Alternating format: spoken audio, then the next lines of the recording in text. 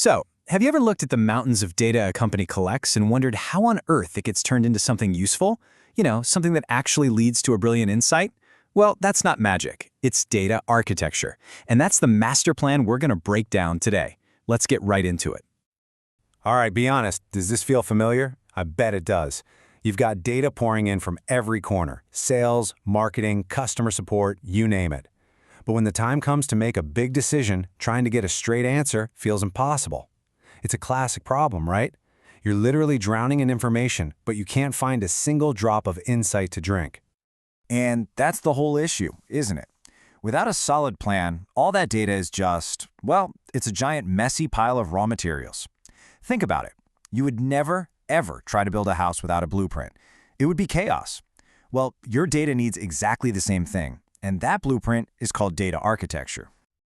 So, what is this blueprint really? Okay, formally, it's a set of rules and policies for how you handle your data. But what it really is the master plan for all your data assets. It decides how data is collected, how it's stored, how different systems talk to each other. Basically, it's the rule book that makes sure everything plays nicely together to actually help the business win.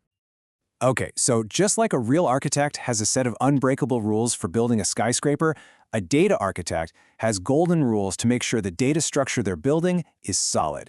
So let's start there, with the core principles you absolutely need for a strong foundation. These are the big four, the non-negotiables. First, everything has to serve a business goal. If it doesn't, why are you doing it? Second, you can't be chained to one specific technology. You need freedom.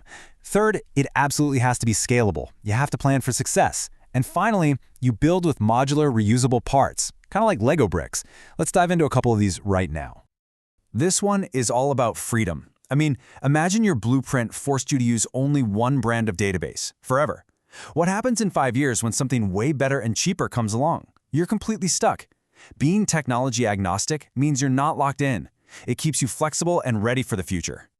Now, scalability. This one is huge because you have to plan for your own success.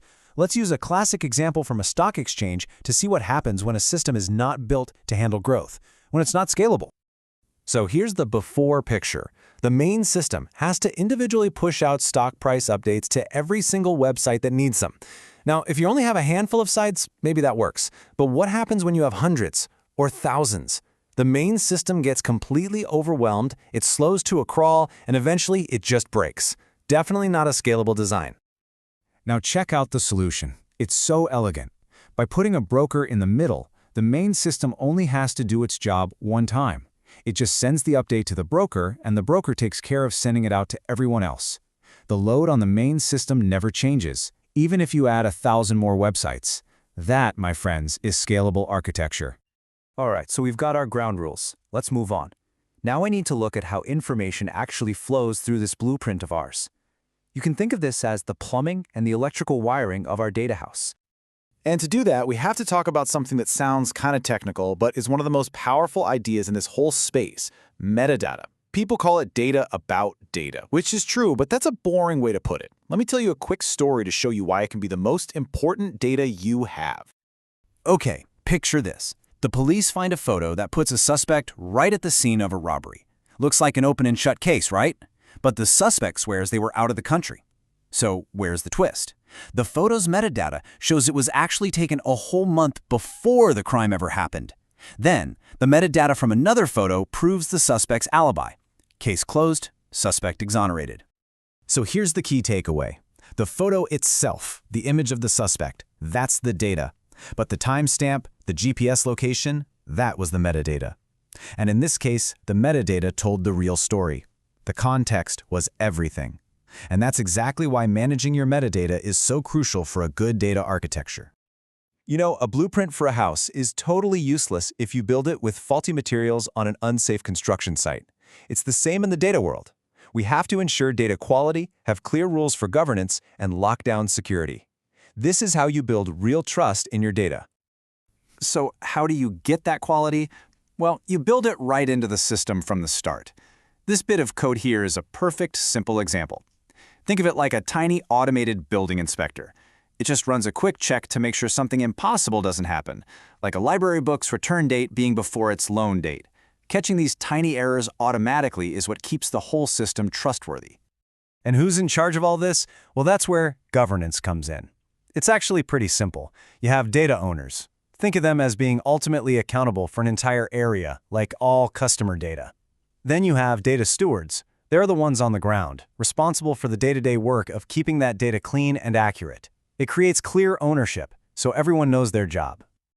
Now, as you can imagine, data architects don't just start drawing this stuff on the back of a napkin. There are established, standardized frameworks they use to guide their work. Let's really quickly look at the two big ones you'll hear about. The two most famous frameworks are TOGAF and Zachman. And honestly, the easiest way to remember the difference is this. Think of TOGAF as the process. It's like an instruction manual that gives you a step-by-step guide for creating an architecture. Then you have Zachman, which is the organizer.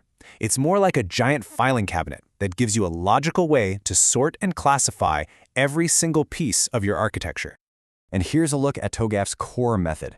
You can see it's a continuous cycle, right? It's basically a repeatable roadmap that takes an architect through every single phase, from the initial idea, through building it, and all the way to managing changes down the road. It's designed so you just don't miss anything important. Okay, so we've talked principles, data flow, building trust, and even the official frameworks. Let's bring this all home and talk about why having a data blueprint matters so much more than just being an IT project. Because at the end of the day, all of this work, all of this careful planning, it isn't really about organizing the data you already have. It's not about creating a perfect museum of what happened in the past. No, it is all about building a foundation that lets your organization innovate, that empowers you to ask brand new questions, to build things no one's thought of yet, and to be ready for whatever comes next. It's about enabling the future. So, to bring our metaphor home one last time, a really great blueprint doesn't just give you a house for today. It gives you a house that's strong, that's safe, and that you can easily expand or change as your life changes tomorrow. That's the real power of a great data architecture. And that leaves us with just one last thing to think about. If all the data in your organization was perfectly structured, completely trustworthy, and easy to access, what amazing things could you build? Thanks for tuning in.